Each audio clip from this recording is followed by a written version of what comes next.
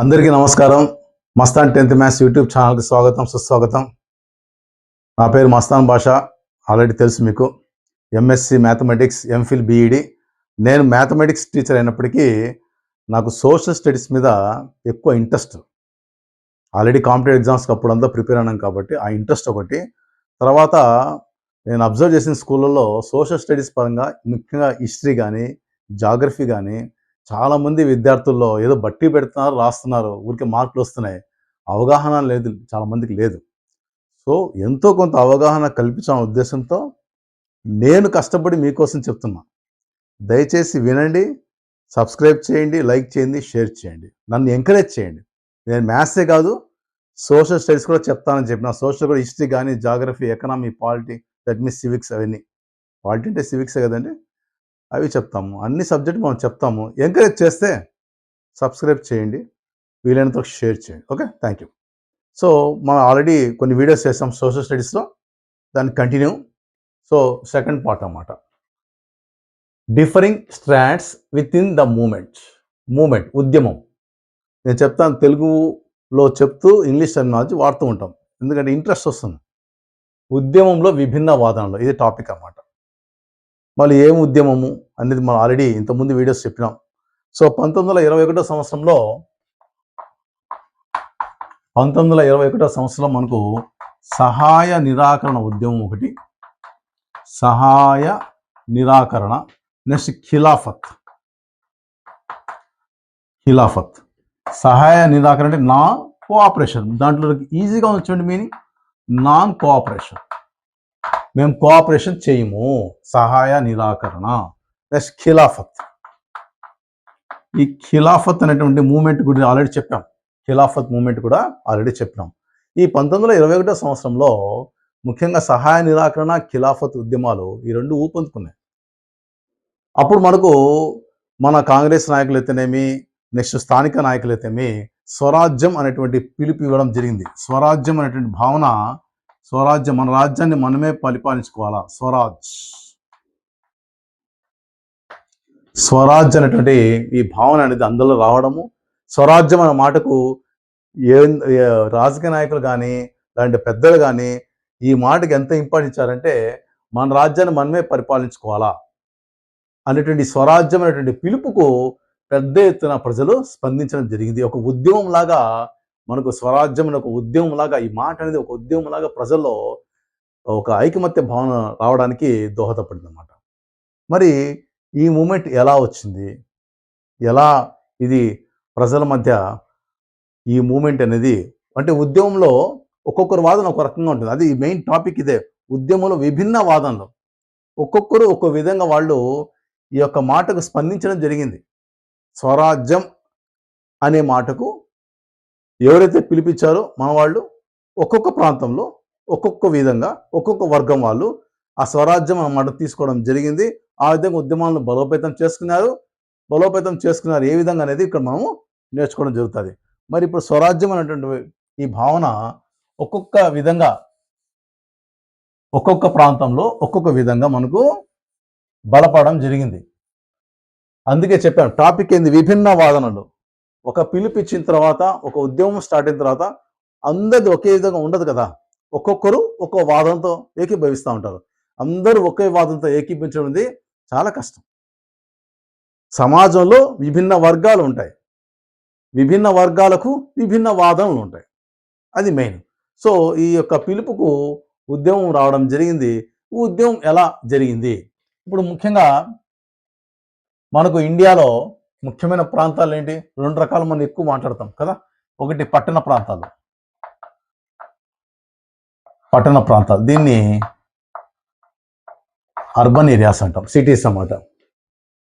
Next గ్రామీణ ప్రాంతాలు,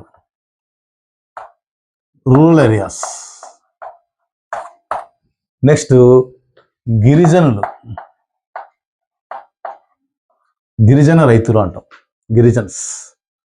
next తోటలు.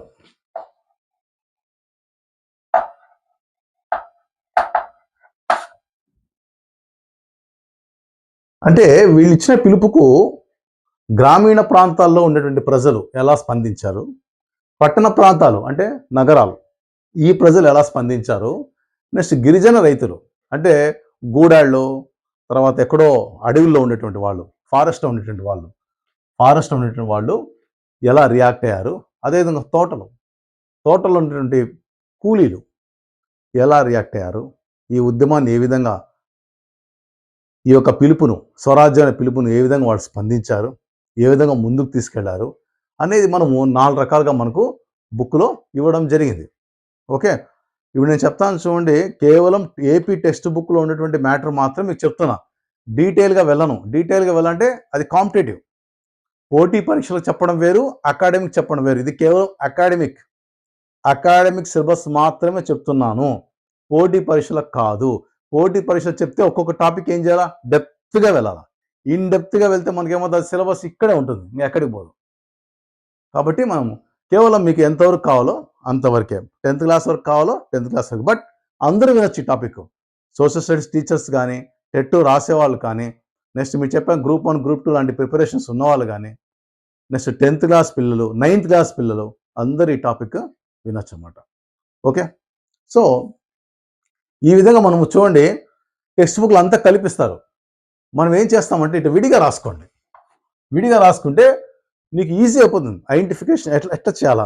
సో స్వరాజ్యం అనే పిలుపుకు ప్రజలు రకరకాలుగా స్పందించారు. ఎక్కడుండే ప్రజలు, రకరకాల వాదనలు, రకరకాల ప్రజలు ఎక్కడెక్కడ. ముఖ్యంగా 4 గుర్తుపెట్టుకోండి. పట్టణ ప్రాంత ప్రజలు, గ్రామీణ ప్రాంత ప్రజలు, గిరిజన రైతులు, తోటలో ఉండే కార్మికులు. అయిపోయాయి. ఈ 4 మైండ్లో వచ్చేసాయంటే మీకు ఈజీ అయిపోతుంది. ఓకే, సో ఫస్ట్ మనము పట్టణ ప్రాంతంలో ఉన్నటువంటి ప్రజల గురించి మాట్లాడుకుందాం. వాళ్ళు ఎలా రియాక్ట్ అయ్యారు, ఏం కథ అనేది చూద్దాం. సో పట్టణాలన్నా నగరాలన్నా మనకు ఒకటే, సిటీస్ అన్నమాట. ఈ సిటీస్లో ఎక్కువగా మధ్యతరగతి ప్రజలు ఏమండి. ఇప్పుడు నేను కేవలం పట్టణ ప్రాంతాలకు చెప్తాను, ఇవేన్ని పక్కన పెట్టేస్తాం, మళ్ళీ మాట్లాడతాం వీటి గురించి. కేవలం వీటి గురించి చెప్తాను. మధ్యతరగతి ప్రజలు ఎక్కువగా ఈ ఉద్యమంలో స్వరాజ్యం అనేటువంటి మాటకు ఎక్కువ స్పందించి, ఈ మధ్యతరగతి ప్రజలు ఎక్కువగా ఈ ఉద్యమంలో పాల్గొనడం జరిగింది. మరి ఎప్పుడైతే స్వరాజ్యం పిలిపించారో ఉద్యమాలు, ఎప్పుడైతే మధ్యతరగతి ప్రజలే దేశంలో ఎక్కువ ఉండేది, అంతేనా.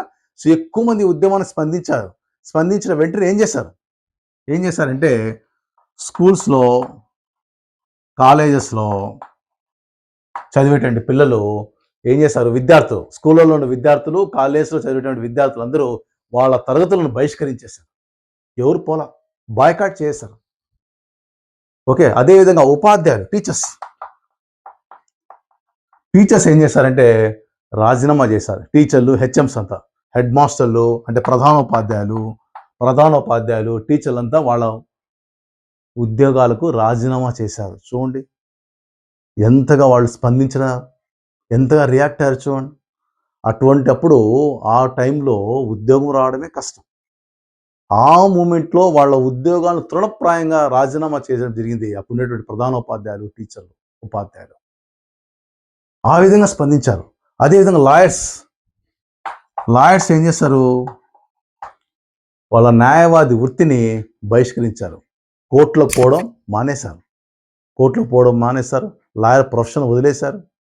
సో ఈ విధంగా వృత్తిలో ఉండేవాళ్ళు చాలామంది ఏం చేశారంటే, ముఖ్యంగా చూడండి ఎఫెక్ట్ అయ్యేది వీళ్ళే, స్కూల్స్, కాలేజెస్ వాళ్ళే ఎక్కువ ఉద్యమాలు పాల్గొన్నప్పుడు అది చాలా ఊపందుకుంటుంది ఉద్యమం కూడా. అందుకే స్కూళ్ళల్లో, కాలేజెస్లో విద్యార్థులను బయటికి రావడం జరిగింది, బహిష్కరించేశారు కాలేజెస్, స్కూల్స్. అదేవిధంగా టీచర్లు, హెచ్ఎంస్ వాళ్ళ పదవికి రాజీనామా చేశారు, లాయర్లు బయటికి రావడం జరిగింది. ఈ విధంగా పెద్ద ఎత్తున ఉద్యమం అనేది ఊపందుకున్నది. ఆ మూమెంట్లో ఏమేం చేశారు అంటే చూడండి, ఇది మనం ఇప్పుడు మాట్లాడాలండి ఓన్లీ దీని గురించే, దీని గురించే, పట్టణ సంబంధించి మాత్రం మాట్లాడుతున్నా. ఈ 3 మళ్ళీ మాట్లాడుకుందాం. ఓకే, సో ఆ టైంలో విదేశీ వస్తు బహిష్కరణ, నేను ఫాస్ట్గా రాస్తున్నా అక్షరాలు, ఏమనుకోద్దండి. మీరు టెక్స్ట్ బుక్ చూస్తే మీకు నీట్గా ఉంటుంది. విదేశీ వస్తు బహిష్కరణ, ఫారిన్ గూడ్స్ బహిష్కరించేశారు. విదేశీ వస్తు బహిష్కరణ. ఈ వస్తు బహిష్కరణలో ముఖ్యంగా వస్త్ర బహిష్కరణ చేశారు. వస్త్రం, క్లాత్, ఫారిన్ క్లాత్ బహిష్కరించేశారు. విదేశీ వస్తువు బహిష్కరణ చేయడం జరిగింది. అంటే విదేశీ నుంచి దిగుమతి చేసేటువంటి వస్తువులను బహిష్కరించేశారు. ముఖ్యంగా వస్త్రం అంటే క్లాత్ బహిష్కరించేస్తారు. మనం వాడకూడదు, విదేశీ వస్త్రాలను వాడకూడదు. ఎప్పుడైతే విదేశీ వస్త్రాలను వాడడం మానేశారో వాళ్ళ దగ్గర ఉన్నటువంటి బట్టలన్నీ ఏం చేస్తారు, విదేశీ వస్త్రాలు, వాళ్ళ క్లాత్ అంతా, ఫారిన్ క్లాత్ అంతా ఏం చేశారంటే భోగి మంటలు వేసేశారు. మొత్తం కాలిపోయినాయి. వాడడం మానేశారు, తీసుకోవడం మానేశారు. ఎప్పుడైతే నీకు విదేశాల నుంచి బట్టలు, దట్ ఈస్ క్లాత్ రావడం, దిగుమతి తగ్గిపోయిందో ఆటోమేటిక్గా దేని మీద ఎఫెక్ట్ అవుతుంది? ఎకనామీ మీద, దేశం యొక్క ఎకనామీ, ఆర్థిక రంగం మీద ఖచ్చితంగా ఎఫెక్ట్ అయింది. విదేశీ వస్తు దిగుమతి తగ్గిపోయింది, ముఖ్యంగా వస్త్రాల దిగుమతి తగ్గిపోయింది. వాడడం మానేశారు, బహిష్కరించారు, కొనడం లేదు. ఎప్పుడైతే దిగుమతి తగ్గిపోయిందో ఆటోమేటిక్గా కొన్ని కోట్ల రూపాయలు లాస్ వచ్చేసింది. అప్పట్లోనే కొన్ని కోట్ల రూపాయలు లాస్ రావడం జరిగింది. ఆ ఎఫెక్ట్ అనేది ఆర్థికంగా చాలా ఇబ్బంది కలిగించింది బ్రిటిష్ వాళ్ళకు. కాబట్టి ఎప్పుడైతే మనోళ్ళు విదేశీ వస్త్ర బహిష్కరణ చేశారు, ఇంకా గుడ్డలు ఎప్పుడో బహిష్కరించారో ఆటోమేటిక్గా ఏం చేస్తారండి, స్వదేశీ వస్త్రాలు కొనుక్కోవాల్సిందే కదా. విదేశీ వస్తు బహిష్కరణ చేసి స్వదేశీ వస్త్రాలను కొనుక్కోవడం జరిగింది. స్వదేశీ వస్త్రాలు, మన దేశం తయారయ్యేటువంటి వస్త్రాలు ఏంటి ముఖ్యంగా ఖాదీ కదా, ఖద్దర్, ఖాదీ వస్త్రాలు అంటే ఖద్దర్ అండి. ఈ ఖాదీ వస్త్రాలను మన దేశంలో తయారు చేస్తారు కాబట్టి అవి ఎక్కువ కొనుక్కున్నారు. ఆ విధంగా ఖాదీ పరిశ్రమ ఈ విదేశీ వస్త్ర బహిష్కరణ వల్ల మన దేశంలో తయారైనటువంటి వస్త్రాలు ఎక్కువగా అమ్ముడుపోయి ఈ ఖాదీ చేనేత, ఈ వస్త్రాలకు డిమాండ్ పెరిగి ఆ యొక్క సంస్థలు ఎక్కువ ఉత్పత్తులు చేయడం ప్రారంభించాయి. ఓకే, ఆ విధంగా మనకు ఒక రకం లాభం జరిగింది. ఎందుకంటే మన వస్త్రాలకు డిమాండ్ పెరిగింది. సో చూడండి, ఒక ఉద్యమం అనేది బలపడినప్పుడు ఒక ఐకమత్యం కానీ, తర్వాత ఇక్కడ చూడు ఆర్థిక పరంగా కానీ మన వాళ్ళకి ఎంత లాభం చేకూరింది చూడండి. సో ఇది బాగా అబ్జర్వ్ చేయండి. ఈ విధంగా మనం ఖాదీ వస్త్రాలు అనేది డిమాండ్ పెరగడం జరిగింది.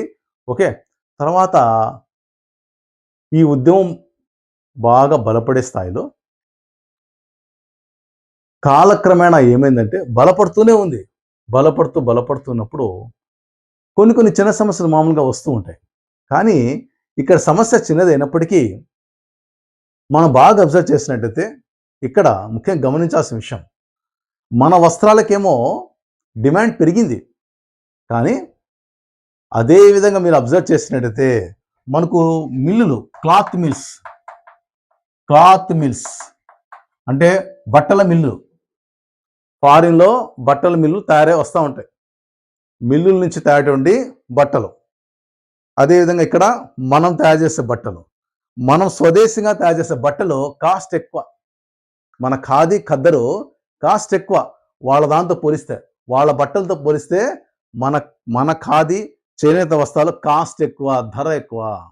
మరి ధర ఎక్కువ ఉన్నప్పుడు చూడండి, మీరు మధ్యతరగతి ప్రజలు ఎక్కువ పాల్గొన్నారు ఉద్యమంలో. మరి మధ్యతరగతి ప్రజలకు లో middle class, average middle class వీళ్ళంతా ఎక్కువ డబ్బు పెట్టి ఖాదీ వస్త్రాలను కొనలేకపోయినారు. ఎట్లా కొంటారు? అప్పుడు ఇన్కమ్ సోర్సెస్ తక్కువ కదా. కాబట్టి వీళ్ళక పోటీకి ఇది తట్టుకున్నప్పటికీ ధర ఎక్కువ ఉండడం వల్ల ఖాదీ వస్త్రాల ధర, చేనేత వస్త్రాల ధర, మన స్వదేశీ వస్త్రాలు యొక్క ధరలు ఎక్కువగా ఉండడం వల్ల ఈ రాను ఇది కొనేటువంటి శక్తి లేకుండా పోయింది. కొనుగోలు శక్తి లేదు ప్రజల్లో. అప్పుడు ఏమైంది, ఆటోమేటిక్గా మళ్ళీ డిమాండ్ తగ్గింది. మళ్ళీ ఏం చేస్తారు ప్రజలు, ఈ క్లాత్ మిల్స్ ప్రొడ్యూస్ చేసినటువంటి ఆ మిల్లులకు సంబంధించినటువంటి ఆ వస్త్రాలకే మళ్ళీ కొనుక్కోవడం జరిగింది. ప్రజలది కూడా ఇక్కడ తప్పేం లేదు. ఉద్యమం బలపడుతూ ఉంది. బలపడే మూమెంట్లో చూడండి ఈ విధంగా జరిగింది. కొనుగోలు శక్తి లేదు, మళ్ళీ మనిషి అన్నాక బట్టలు అవసరమే కదా, మళ్ళీ బట్టలు వేసుకోవాలంటే ఇంత డబ్బు పెట్టారు కాబట్టి మళ్ళీ ఏం చేస్తారు, మళ్ళీ వెనక్కి రావడం జరిగింది. వెనక్కంటే మళ్ళీ విదేశీయులు ప్రొడ్యూస్ చేసేటువంటి ఆ కాటన్ మిల్స్ నుంచి వచ్చేటువంటి క్లాత్ వాళ్ళు తీసుకోవడం జరిగింది. ఆ విధంగా మళ్ళీ రివర్స్, కాలక్రమేణా ఉద్యమం అనేది కొద్దిగా రివర్స్ అయింది, బలహీనపడింది. మరి ఇంకో పాయింట్ అబ్జర్వ్ చేయండి, ఇక్కడ స్కూల్స్, కాలేజెస్, స్టూడెంట్స్ మొత్తం వదిలేశారు. అవునా? స్టూడెంట్స్ బహిష్కరించారు. అదేవిధంగా హెచ్ఎం, టీచర్స్ వీళ్ళు వచ్చేసారు, లాయర్స్ వచ్చేసారు. కొన్ని సంస్థలు ఫారిన్ సంబంధించి కొన్ని సంస్థలన్నీ మనవాళ్ళు బహిష్కరించేస్తారు. సరే, బహిష్కరించేస్తారు. మీరు బాగా అబ్జర్వ్ చేయండి, బహిష్కరించారు. దానికి ప్రత్యామ్నాయంగా ఇంకొక సంస్థ ఉండాలి కదా, మన భారతీయ సంస్థలు. వీళ్ళ సంస్థలను బహిష్కరించినప్పుడు ప్రత్యామ్నాయంగా ఇంకొక సంస్థలు ఉంటాయి కదా. ఇప్పుడు ఈ పిల్లకాయలు ఈ కాలేజ్ వదిలేశారు, ఇంకో కాలేజ్ ఉంటే దాంట్లో చేరొచ్చు పోయి. లేక ఈ స్కూల్ వదిలేశారు, ఇంకొక స్కూల్ ఉంటే ఇండియన్ స్కూల్స్ ఏమైనా ఉంటే దాంట్లో పోయి చేరొచ్చు. లేక ఏదైనా సరే ఒక ప్రొఫెషన్ కానీ ఒక ఇది కానీ వాళ్ళు వదిలేసినప్పుడు దానికి ఆల్టర్నేటివ్ కనుక ఉంటే హ్యాపీ, దానికంటూ ఒక ఇబ్బంది లేకుండా ఉంటుంది. ఇప్పుడు ఈ సంస్థలు ఎప్పుడైతే బహిష్కరించారో కొన్ని బ్రిటిష్ సంస్థల్ని వాళ్ళ కాలేజ్ కానీ వాళ్ళ స్కూల్స్ కానీ ఇంకా ఇతరత్ర సంస్థలు బహిష్కరించారో, ఆల్టర్నేట్గా ఏమైనా ఉంటే వాళ్ళు ఏదైనా ఇబ్బంది లేకుండా ఇక్కడ చేరిపోయేవాళ్ళు. కానీ మనకు ఆల్టర్నేట్ అన్ని సంస్థలు లేవే. సపోజ్ 20 సంస్థలు వదిలేశారు అనుకో, 20 సంస్థలు బహిష్కరించారు, అటుపక్క ఆల్టర్నేట్ కనీసం 2-3 కూడా లేని పరిస్థితి అప్పుడు ఇండియాలో. మరి వీళ్ళంతా ఏం కావాలో, ఇదేమో వాళ్ళు వద్దన్నారు. బహిష్కరించిన తర్వాత ఇక్కడ ఆల్టర్నేట్ లేనప్పుడు వీళ్ళు బహిష్కరించే వాళ్ళంతా ఇక్కడ లేనప్పుడు ఏం చేస్తారు మళ్ళీ చెప్పండి?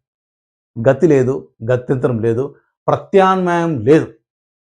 ప్రత్యామ్నాయం లేకపోయినప్పుడు ఏం చేస్తారంటే పాపము మళ్ళీ వాళ్ళు వెనక్కి వచ్చేస్తారు. బహిష్కరించారు, ప్రత్యామ్నాయం లేవు, అప్పుడు మళ్ళీ ఏం చేస్తారు? ఆటోమేటిక్గా మళ్ళీ వెనక్కి వచ్చేస్తారు. అంటే ఎవరైతే ఈ స్కూల్స్, కాలేజ్, ఇతరత్ర అంతా మనం బహిష్కరించి బయటకు వచ్చారో వాళ్ళకు ప్రత్యామ్నాయం లేదు కాబట్టి మళ్ళీ ఏం చేస్తారు? మళ్ళీ వెనక్కి వచ్చేస్తారు.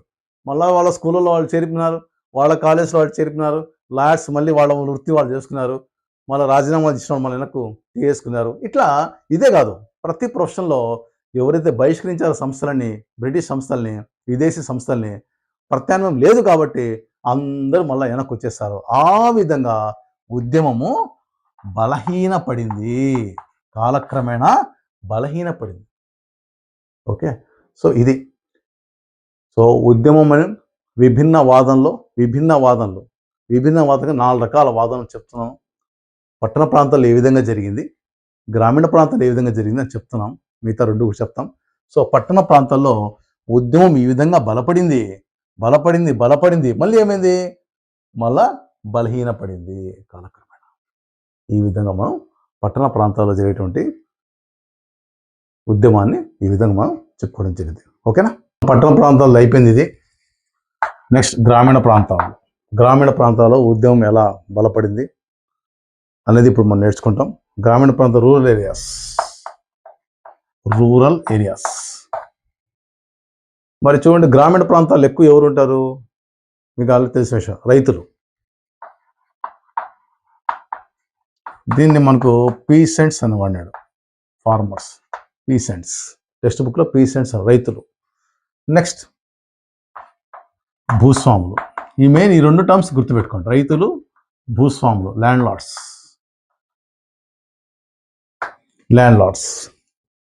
రైతులు, భూస్వాములు. సింపుల్గా ఈ ఉద్యమానికి రైతు ఉద్యమం అనుకోండి, అంతే. గ్రామీణ ప్రాంతాల్లో జరిగే ఉద్యమానికి రైతు ఉద్యమం అనుకోండి, పీసెంట్స్ మూమెంట్, అంతే. ఎలా అనేది ఇప్పుడు చేసుకుందాం. ఇప్పుడు చూడండి, రైతులకు చాలామందికి సొంత భూములు లేక, భూస్వాములు అంటే ల్యాండ్ లార్డ్స్, భూస్వాముల దగ్గర కొన్ని 100 ఎకరాలు భూములు ఉంటాయి. ఆ భూముల్లో రైతులు పని చేసుకునేవాళ్ళు. మరి మనకు తెలిసిన విషయమే, ఈ భూస్వాములు వాళ్ళ దగ్గర ఉన్నటువంటి పొలాన్ని కౌలుకి ఇచ్చేవాళ్ళు. కౌలుకిచ్చి దాన్ని ఏమంటామంటే కౌలు రైతులు అంటాం కదా. మరి వాళ్ళ దగ్గర అప్పుడున్నటువంటి నిరంకుశ భూస్వామిత్వం ఎలా ఉండిందంటే, కౌలు రైతులకు కౌలుకి ఇచ్చేవాడు, మరి విపరీతమైనటువంటి పన్నులు వసూలు చేస్తున్నారు, కౌలు కూడా ఎక్కువ ఉంటా ఉన్నది. అదేవిధంగా వెట్టి చాకిరి, దీన్ని టర్మ్ బేగర్ అనమాట, బేగర్ అంటే బేగర్. ఏంటి వెట్టి చాకరీ అంటే? వాళ్ళ భూస్వాములు ఏం చేస్తారు, రైతులను వాళ్ళ పొలాల్లో పని చేసుకుంటారు, మొత్తం చేసుకుంటారు. ఎట్లా? బలవంతంగా, ఎటువంటి చెల్లింపులు లేకుండా, డబ్బులు డబ్బులు ఇవ్వకుండా, ఎటువంటి చెల్లింపులు చేయకుండా బలవంతంగా చేయించుకోవడమే వెట్టి చాకరీ, బేగర్ అంటాం. ఈ విధంగా వెట్టి చాకరీ భూస్వాములు చేయించుకునేవాళ్ళు రైతుల దగ్గర. చూడండి, కౌలుకిచ్చేవాళ్ళు, విపరీతమైన పన్నులు, బలవంతమైన వెట్టి చాకరీ. వీటితో బాగా విసిగిపోయినారు రైతులు. మరి దీనికి వ్యతిరేకంగా రైతులు ఉద్యమాన్ని చేశారు. ఎందుకు చేశారంటే, ఒకటి, కౌలు తగ్గించుకోమని, నిరంకుశమైన వెట్టి చాకరీ రద్దు చేయాలా. ఓకే, ఈ వెట్టి చాకరీ రద్దు చేయాలా, కౌలు తగ్గించాలా, భూస్వాముల నిరంకుశ ధోరణి పోవాలా. ఆ ఉద్దేశంతో వీళ్ళు ఉద్యమాన్ని పీసెంట్ మూమెంట్ రైతు ఉద్యమాన్ని స్టార్ట్ చేయడం జరిగింది. ఈ ఉద్యమంలో భాగంగా భూస్వాములను సామాజిక బహిష్కరణ చేశారు. సామాజిక బహిష్కరణ ఇదేంది బా? రైతు లేదు, భూస్వాముల కింద బతికే వాళ్ళు రైతులు, వీళ్ళు వాళ్ళనేది బహిష్కరించేది? వీళ్ళు అణిగి ఉన్నటువంటి రైతులు భూస్వాములకు సామాజిక బహిష్కరణ చేశారు.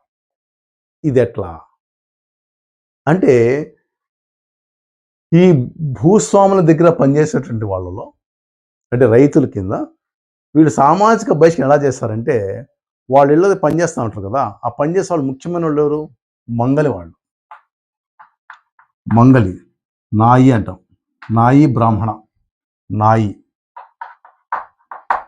నెక్స్ట్ చాకలిని ధోబి అంటాం, చాకలను ధోబి, అది నాయి, మంగళుడు. ఈ చాకలి, మంగలి వీళ్ళు ఈ భూస్వాములు ఇళ్ళకు పోవడం మానేశారు, బహిష్కరించారు భూస్వాములను. అంటే నాయి ధోబి రిజెక్ట్ చేశాం, మేము పోము, బహిష్కరించేశారు, భూస్వాములు ఇళ్ళకు పోవడం మానేశారు. ఆ విధంగా వీళ్ళు సామాజిక బహిష్కరణ చేశారు భూస్వాములను. సో ఈ విధంగా అన్ని సేవలు బంద్ చేశారు.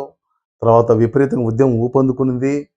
తర్వాత వచ్చి నీకు ఎప్పుడైతే ఉద్యమం ఊపందుకునిందో అంత ఐకమత్యం బాగా బలపడింది. మళ్ళీ రైతులంతా ఔద్ ఈ సంస్థానం పేరు, ఉత్తర భారతదేశ సంస్థానం, ఔద్ కిసాన సభ అనేటువంటి ఒక సభను కూడా జవహర్లాల్ నెహ్రూ అండ్ బాబా రామచంద్ర అంటామండి, బాబా రామచంద్ర వీళ్ళ నాయకత్వంలో ఔద్ కిసాన్ సభ కూడా ఏర్పాటు చేయడం జరిగింది. సో ఉద్యమం బాగా ఊపందుకునింది.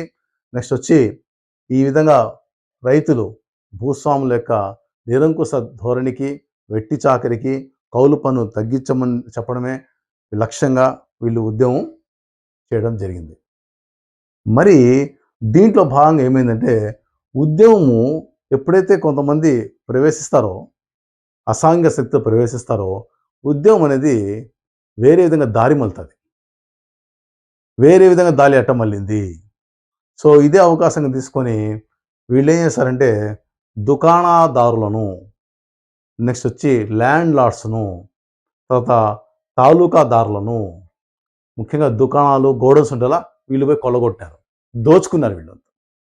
వీళ్ళంతా ఏం చేస్తారు, వాళ్ళ ఇళ్ల మీద పడడం కానీ, వాళ్ళ దుకాణాల మీద పడడం కానీ, వాళ్ళ గోడల మీద పడి మొత్తం ధాన్యాలు కానీ ఇంకోటి దోచుకోవడం జరిగింది.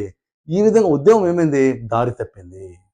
ఉద్యమం దారి తప్పడం వల్ల ఏమైంది, కాంగ్రెస్ ప్రభుత్వం కూడా ఈ ఉద్యమానికి అసంతృప్తి అనేది వెళ్ళిపుచ్చండి, అసంతృప్తి, సాటిస్ఫాక్షన్ లేదు, ఈ ఉద్యమం సాటిస్ఫాక్షన్ లేదని చెప్పడం జరిగింది. కాలక్రమేణా ఈ ఉద్యమంకు ఎవరు మద్దతు అనేది ఇవ్వకుండా చేయడం వల్ల ఈ ఉద్యమం కూడా బలహీనపడడం జరిగింది. ఓకే, సో ఇది గ్రామీణ ప్రాంతాల్లో జరిగే ఉద్యమం. గ్రామీణ ప్రాంతం జరిగే ఉద్యమం ఏమంటాం, ప్రధానంగా రైతు ఉద్యమం అనుకోండి, పీసెంట్ మూమెంట్. ఎక్కువ ఔద్ మనకు టెక్స్ట్ బుక్ ఇచ్చింది, ఔద్ కిసాన్, సంబంధించి ఆ సంస్థానంలో సంబంధించి రైతులకు బాబా రామచంద్ర నాయకత్వం వహించడం, తర్వాత వచ్చి అక్కడ రైతులు ఎందుకు ఉద్యమాన్ని స్టార్ట్ చేశారంటే భూస్వాములకు వ్యతిరేకంగా నిరంకుశ భూస్వాముల యొక్క పద్ధతులకు, తర్వాత వచ్చి వెట్టి చాకిరి, బలవంతమైన వెట్టి చాకిరికి, తర్వాత కౌలు పన్ను ఎక్కువగా ఉండడం, దాన్ని తగ్గించమని కోరడం, వాళ్ళ హక్కులు ఎలాంటి హక్కులు లేకుండా చేశారు. అంటే కౌలుదారులకు కూడా కొన్ని హక్కులు ఉంటాయి. కౌలుదారులకు కొన్ని హక్కులు ఉంటాయి. కౌలు అంటే ఏంటంటే భూస్వాముల నుంచి రైతులు, భూమి వాళ్ళదే, వీళ్ళు పండించుకోవడానికి తీసుకుంటారు రైతులు, దాన్ని కౌలు అంటాం. అంతేనా? కౌలు రైతులు కూడా కొన్ని హక్కులు అంటూ ఉంటాయి. ఆ హక్కులు కూడా ఏం లేకుండా చేశారు. హక్కులు లేకుండా చేశారు. శిస్తు విపరీతంగా పెంచారు, పన్నులు విపరీతంగా పెంచారు, కౌలు విపరీతంగా పెంచారు, బలవంతంగా వెట్టి చాకరీ, డబ్బులు ఏమి ఇవ్వకుండా వెట్టి చాకరీ చేయించుకున్నారు. అందుకే ఉద్యమం అనేది ఊపందుకుంది. ఊపందుగా భాగంగా వీళ్ళు ఏం చేశారు, నాయి ధోబి అంటే మంగలి చాకలి ఈ సేవలను బంద్ చేసి సామాజిక బహిష్కరణ కూడా చేయడం జరిగింది. మంచి పీక్ స్టేజ్కి వెళ్ళిపోయింది. అవధ్ కిసాన్ సభ నెహ్రూ అండ్ రామచంద్ర నాయకత్వంలో ఏర్పాటు చేయడం, ఆ సభను కూడా జరిపినారు. మరి ఉద్యమం కొన్ని వేరే వేరే మార్గాల్లో పోవడం వల్ల కాలక్రమేణా కాంగ్రెస్ కూడా ఈ ఉద్యమం పట్ల అసంతృప్తి వ్యక్తం చేయడం జరిగింది. మళ్ళీ వేరే వేరే మార్గాలు ఎట్టంటే ఈ ఉద్యమకారులు అంటే రైతులు ఏం చేశారంటే ఈ యొక్క తాలూకాదారులు, భూస్వాములు, వ్యాపారస్తులు ఇళ్లలో పడడం, వాళ్ళ దుకాణాల్లో పడడం, దోచుకోవడము, గోడౌన్లో పడి దోచుకోవడము, ఇలాంటి చేయడం వల్ల ఉద్యమం దారి తప్పడం జరిగింది. కాలక్రమేణా ఉద్యమానికి మద్దతు లేకుండా లాస్ట్కు ఇది బలహీనపడడం జరిగింది. ఇది గ్రామీణ ప్రాంతాల్లో ఉద్యమం. సో 2 టాపిక్ అయిపోయినాయి, పట్టణ ప్రాంతాలు, గ్రామీణ ప్రాంతాల ఉద్యమాలు. గ్రామీణ ప్రాంతాల ఉద్యమం చెప్పాను. ముఖ్యంగా టెక్స్ట్ బుక్లో చిన్న మ్యాటర్ ఏమి ఇచ్చాయంటే సర్దార్ వల్లభాయ్ పటేల్ 1928లో బార్డోలి భూమి శిస్తు పైన ఉద్యమాన్ని స్టార్ట్ చేశానని చెప్పాను కదా.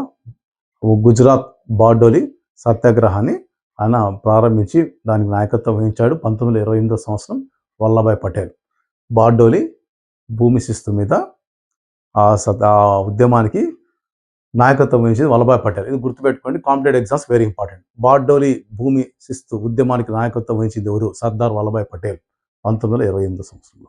ఓకే, నెక్స్ట్ గిరిజన ఉద్యమం, గిరిజనం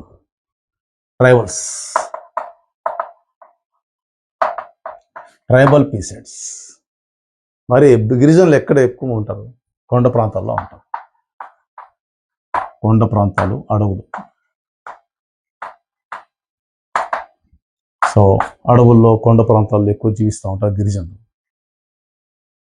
మరి గిరిజనుల యొక్క ముఖ్యమైనటువంటి వ్యాపకం, వాడు అడవుల్లో ఉంటారు, ఆడనే పండించుకుంటూ ఉంటారు, ఆడనే వాళ్ళ జీవనోపాధి సాగిస్తూ ఉంటారు.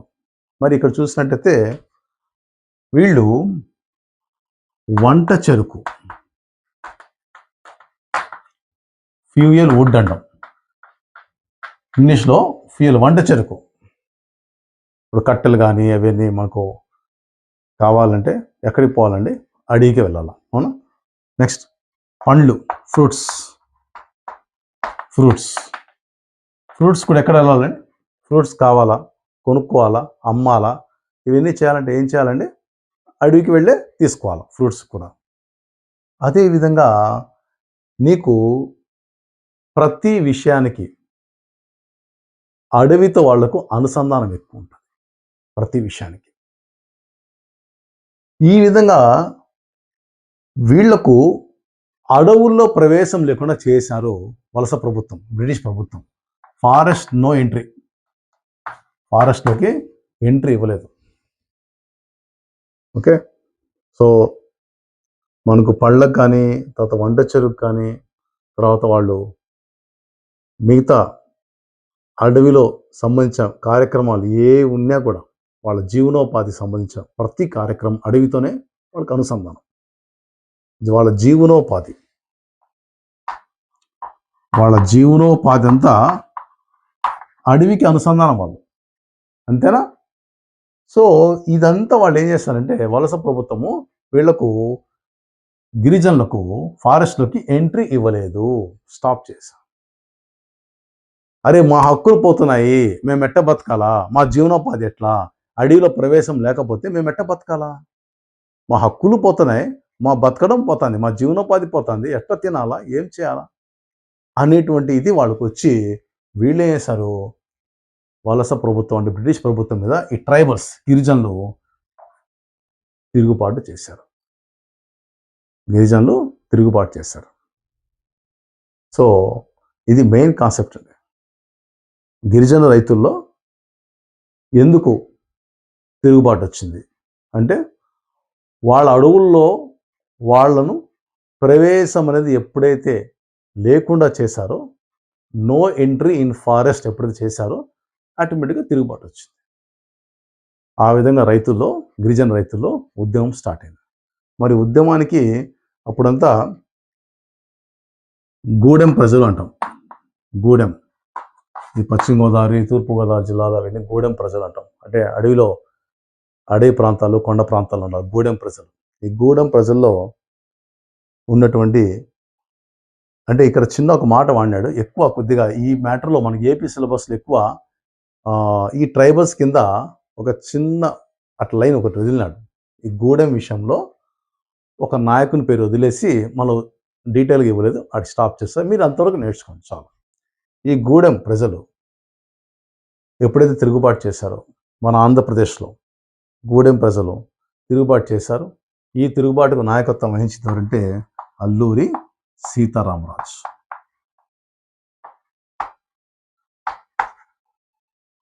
అల్లూరి సీతారామరాజు గూడెం ప్రజలకు నాయకత్వం వహించింది. అంటే ఈయనేం చెప్పాయంటే, మామూలుగా మనం రిక్వెస్ట్ విధానంలో పోతే జరగదు, గెరిల్లా విధానం, గెరిల్లా యుద్ధం అంటాం. గెరిల్లా యుద్ధం, గెరిల్లా యుద్ధం అంటే ఒక తిరుగుబాటు, మిలిటెంట్ ఉద్యమం లాగా. గెరిల్లా యుద్ధం ద్వారానే మనము ఈ తిరుగుబాటు చేయాలా, మామూలుగా పోతే కాదు అని చెప్పి ఇటువంటి గెరిల్లా ఉద్యమం లాగా మన అల్లూరి సీతారామరాజు నాయకత్వంలో గూడెం ప్రజలు తిరుగుబాటు చేయడం జరిగింది. మళ్ళీ తిరుగుబాటులో వాళ్ళు చాలా చేశారు. అది అల్లూరి సీతారామరాజు గారి కథ చెప్పేటప్పుడు అక్కడ నేర్చుకుందాం. కొన్ని పోలీస్ స్టేషన్లు దగ్ధం చేశారు, పెద్ద తిరుగుబాటు చేశారు, కొంతమందిని చంపినారు, వీళ్ళు చాలామంది చనిపోయినారు. ఇట్లా ఈ గూడెం ప్రజలకు నాయకత్వం ఇచ్చి అల్లూరి సీతారామరాజుకు ఈ వలస ప్రభుత్వాల మధ్య చాలా తిరుగుబాటు పరంగా నీకు చాలా జరిగాయి. అవన్నీ మనకు ఇప్పుడు అవసరం సిలబస్ లేదు. అంటే జస్ట్ గిరిజన రైతులు ఎలా చేశారు తిరుగుబాటు అని చెప్తున్నారు, ఎందుకు చేశారని. మరి వీళ్ళు చేసిన తిరుగుబాటులో పోలీస్ స్టేషన్లో దగ్ధం చేశారు, చాలామంది చంపేశారు, వీళ్ళు బంధించబడ్డారు. ఆ విధంగా అల్లూరి సీతారామరాజు కూడా బంధించి వలస ప్రభుత్వం అంటే బ్రిటిష్ ప్రభుత్వము ఆయన్ని చంపివేయడం జరిగింది. సో ఆ విధంగా గిరిజన రైతులు కూడా ఈ ఉద్యమంలో పాల్గొనడం జరిగింది. అది సింపుల్గా ఇక్కడ ఏమి ఇచ్చారు టెక్స్ట్ బుక్లో అంటే, గిరిజన రైతులు ఎందుకు తిరుగుబాటు చేశారు, వాళ్ళ అడవుల్లో వాళ్ళు పోనీ కూడా చేశారు, అందులో చేశారు. అది మెయిన్ కాన్సెప్ట్. ఆంధ్రప్రదేశ్ పరంగా అయితే గూడెం ప్రజలకు అల్లూరి సీతారామరాజు నాయకత్వం వహించాడు అని ఒక మాట ఇక్కడ టెక్స్ట్ బుక్లో ఇవ్వడం జరిగింది. అల్లూరి సీతారామరాజు గురించి ఎక్కువ డీటెయిల్గా ఇవ్వలేదు ఇక్కడ. ఓకే, జస్ట్ ఒక మాట చెప్పి వదిలేశాడు. ఆయన హిస్టరీ సపరేట్గా ఉంటుంది, అక్కడ మనం నేర్చుకుందాం. ఓకే, నెక్స్ట్ తోటలు,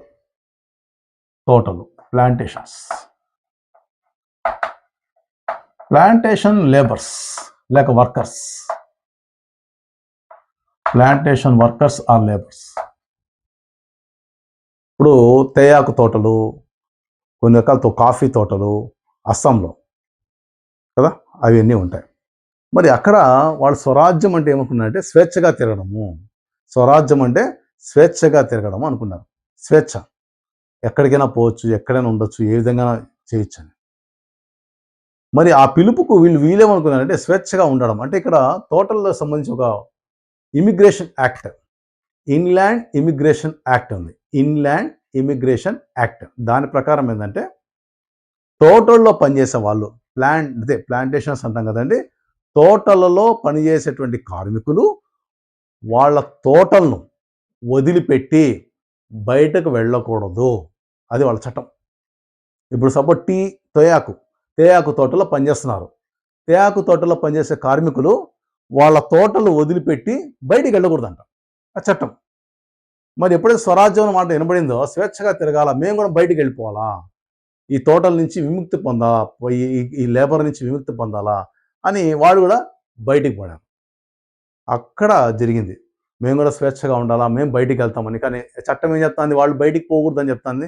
వీళ్ళేమో బయటికి పోయినారు. ఆటోమేటిక్గా ఏమైంది, ఉద్యమం స్టార్ట్ అయింది. బయటికి పోతామని వాళ్ళు బయటికి పోయినారు. వాళ్ళు పట్టుకున్నారు, కొట్టినారు, అంత మళ్ళీ కొట్టినారు, మళ్ళీ వెనక్కి తీసుకొచ్చారు. ఇంకా రకరకాలుగా జరిగింది. ఇక్కడ కూడా తోటల్లో సంబంధించి ఉద్యమం కూడా, తోటల కార్మికులు లేక వర్కర్స్, లేబర్స్, ఈ విధంగా వాళ్ళల్లో కూడా స్వరాజ్యం అనే మాట, స్వేచ్ఛ అనేటువంటి మాటకు దారితీసి వాళ్ళు తోటల నుంచి బయటికి పోయేసి మళ్ళీ అక్కడ పట్టుకున్నారు, మళ్ళీ వెనక్కి వచ్చినారు, దెబ్బలు తిన్నారు.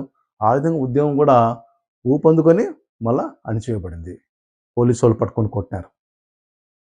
సో ఈ విధంగా ఈ స్వరాజ్యం అనేటువంటి ఈ మాట మనకు చాప్టర్ ఏంది, విభిన్న వాదనలు అని.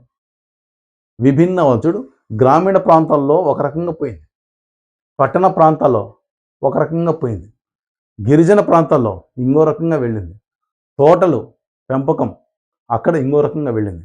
ఇలా విభిన్న వాదనలు, ఓకే, డిఫరెంట్ ఆర్గ్యుమెంట్స్ అన్నమాట. వాళ్ళకే వాళ్ళు అన్వయించుకొని స్వరాజ్యం అంటే ఇదే అని అనుకొని ఒక దశలో బలపడి ఇంకో దశలో బలహీనపడి ఆ విధంగా ఇది పూర్తిగా చివరికి స్థానిక ఉద్యమాలకు బలమైనటువంటి ఒక మద్దతు వచ్చింది మనకి. కాకపోతే ఇలాంటివన్నీ కాలక్రమేణా బలహీనం పొందడం జరిగింది. ఇదండి. సో మొత్తం సెకండ్ టాపిక్ అంతా అయిపోయింది. హిస్టరీలో సెకండ్ టాపిక్ అంతా మీరు నేర్చుకున్నప్పుడు 4 గుర్తుపెట్టుకోండి, 4 పాయింట్స్. విభిన్న వాదనల కింద 4 రకాలు: పట్టణ ప్రాంతాలు, అర్బన్, గ్రామీణ ప్రాంతాలు, రూరల్, నెక్స్ట్ 3వది వచ్చి గిరిజన, ట్రైబల్స్, 4 తోటలు, ప్లాంటేషన్స్. ఈ 4 గురించి ఒక 4 పాయింట్లు మనసులో పెట్టుకోండి. అవి రాయండి చాలా. ఎటువంటి క్వశ్చన్ ఇచ్చినా మీరు రాసేయచ్చు. సో నెక్స్ట్ థర్డ్ టాపిక్ ఉంటుంది. ఇది అయిపోయిన తర్వాత శాసన ఉల్లంఘన దిశ, civil disobedience. Next topic start చేస్తాం. సో ఈ టాపిక్ అయిపోయింది సోషల్ స్టడీస్ పరంగా. నెక్స్ట్ మళ్ళీ మ్యాథ్స్ క్లాస్ మళ్ళీ ఉంటుంది. సో నేను చెప్పే రిక్వెస్ట్ అదే, నేను చెప్పేటువంటి సోషల్ స్టడీస్ చాలా జాగ్రత్తగా మీరు వింటే, ఇది not for 10th class marks కోసం కాదు. మీరు రేపు పోటీ పరీక్షలకు పోయినప్పటికీ ఈ కాన్సెప్ట్ చాలా అవసరం. ఊరికే 4 ముక్కలు నేర్చుకుందామా, మార్కులు తెచ్చుకుందామా అని వద్దు. నేర్చుకోండి. ఈ విధంగా మీకు డీటెయిల్గా 10th క్లాస్ లెవెల్లో డీటెయిల్గా చెప్పరు. మీరే ఆలోచించండి, మీ స్కూల్లో ఎలా చెప్తున్నారు, నేను ఎలా చెప్తున్నాను, ఒక్కసారి మీరు కంపేర్ చేసుకోండి. మీరు సాటిస్ఫై అవుతారు అని నమ్మకం నాకుంది. మరి సాటిస్ఫై అయినప్పుడు ఏం చేయాలండి, మీరు నేర్చుకోవాలా, తర్వాత మీ ఫ్రెండ్స్కి, మీ రిలేటివ్స్కి షేర్ చేయాలా, సబ్స్క్రైబ్ చేయాలా. మర్చిపోద్దండి, మస్తాన్ 10th మ్యాథ్స్ అనే యూట్యూబ్ ఛానల్ మీరు సబ్స్క్రైబ్ చేస్తే మీకు మ్యాథ్సే కాకుండా తర్వాత సోషల్ స్టడీస్ కూడా ఫ్రీగా అందించబడుతుంది. ఇదే కాకుండా గవర్నమెంట్ టీచర్లకు టెట్ సిలబస్ కూడా అందజేయబడుతుంది. ఓకేనా? Thank you very much.